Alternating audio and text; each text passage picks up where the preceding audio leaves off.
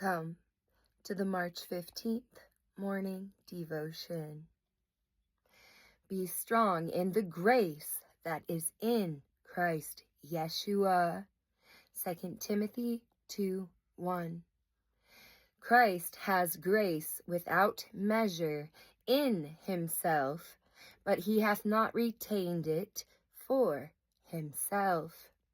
As the reservoir empties itself into the pipes, so hath Christ emptied out his grace for his people.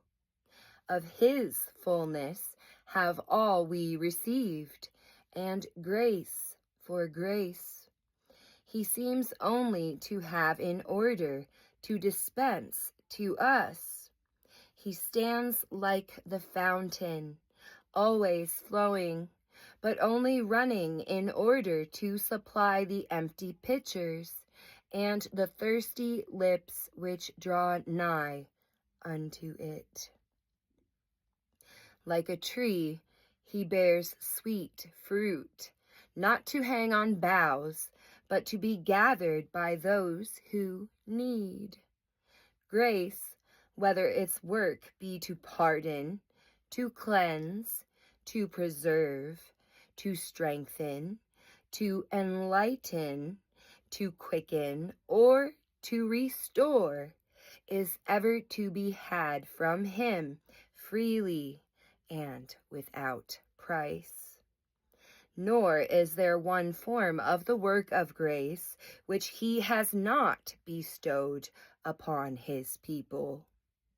As the blood of the body, though flowing from the heart, belongs equally to every member, so the influences of grace are the inheritance of every saint united to the Lamb. And herein there is a sweet communion between Christ and his church, inasmuch as they both receive the same grace. Christ is the head upon which the oil is first poured, but the same oil runs to the very skirts of the garments, so that the meanest saint has an unction of the same costly moisture as that which fell upon the head. This is true communion, when the sap of grace flows from the stem to the branch, and when it is perceived that the stem itself is sustained by the very nourishment which feeds the branch.